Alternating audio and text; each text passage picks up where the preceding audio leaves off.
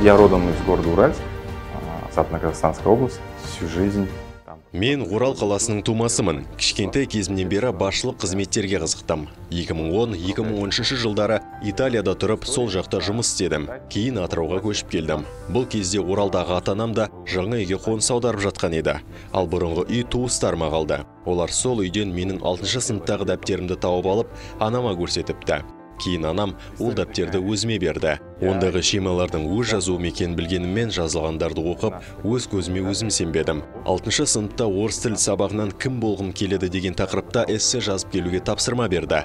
Бала кезімде анаммен Маңғыстауға барған кезімде теміржол бойынан мұнай ұңғымаларын көріп қызыққан едім.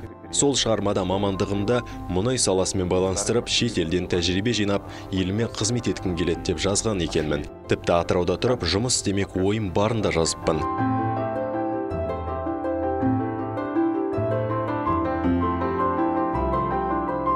Я работал менеджером по развитию бизнеса в Атырау-Нефтемаш. За 3 года я изучил. Мен Атырау-Нефтемаш зауытында бизнесті дамыту бойынша менеджер болып қызмет еттім. 3 жылдың ішінде мұнда не өндіріліп, не өндірілмейтінін біліп, Қазақстанда көбіне материалдар госстандарт бойынша жасалатынын түсіндім. Ал ТШО, КПО және NCOC сияқты ірі компаниялар өз зауыттарында ASME стандартына сүйенеді. Бұл америкалық стандарт. Атыраудағы аталмыш кәсіпорындар госстандартпен жасалған фланец, құбыр, фитингтерді қабылдамайды. 2015 жылы өз-өзіме жұмыс істеймін деп шештім. Зауыттан кеткеннен кейін даму мемлекетті қолдау бағдарламасы бойынша $150 мың көлемінде несие алғым келді. Алайда талап бойынша сұралған қаражаттың 30% менде болу керек екен.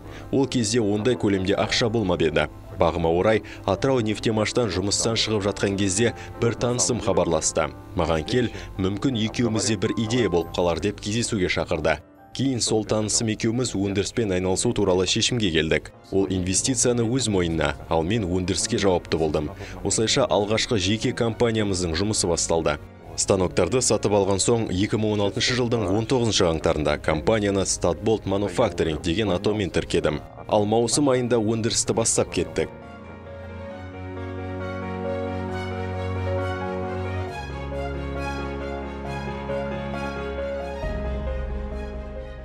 Изучив казахстанский рынок машиностроения, мы для себя поняли, чего нам не хватает.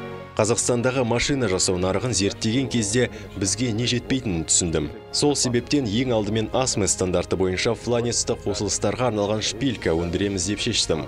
L7, L7M, B8M маркалы көміртекті және тот баспайтын болаттарды шығара бастадық. Қазіргі таңда Stadbolt Manufacturing аталған маркалы өнімдерді Қазақстандағы халықаралық стандартқа сәйкес шығаратын жалғыз компания. Наши достижения — это Алтын Сапа, 2020 год. Мы участвовали в данном конкурсе. 2020 жылы Алтын Сапа байқауына қатысып, шағын кәсіптер арасында президенттік сыйақыны жеңіп алдық. Тауарға қатаң талап қоятын ірі кәсіпорындармен жұмыс істеу арқылы өзіміз де өсе бастадық. Әрине, Қазақстандағы осы сала бойынша қажеттіліктерді толық өтей алмаймыз. Бізде өнімді бөлу туралы келісіммен жұмыс істейтін компаниялар көп деген салықтан босатылған. Еуропалық өндірушілермен бәсекеге түсу қиын. Себебі кей клиенттеріміз тікелей Еуропадан тапсырыс береді. Кез келген компанияның жетістігі ондағы қызметкерлердің таланты мен еңбекқорлығының және компанияның болашағын жақсартуға деген ұмтылыстарының арқасы. Біздің компаниядағы қызметкерлер импортты алмастыратын кәсіпорында жұмыс істейтіндерін жақсы түсінеді. Себебі 2016 жылға дейін барлық дерлік ASME стандартты шпилькалар шетелден әкелінетін. Қазақстан нарығына біз келгеннен кейін мұндай халықаралық стандарттағы өнімді бізде шығара алатынымызды көрсеттік. Бұны барлық ұжым түсініп, жұмысқа жауапкершілікпен, ыждахаттылықпен қарайды.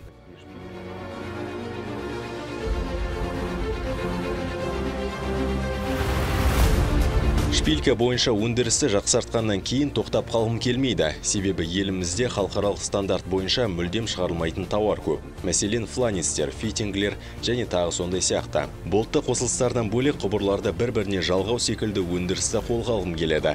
Бұл менің алдағы мақсатым. Компанияны құрып, бүгінгі күнге дейін жеткізгенім мен үшін мотивация. Сондықтан тоқтап қалмай, әрі қарай дамытқым келеді.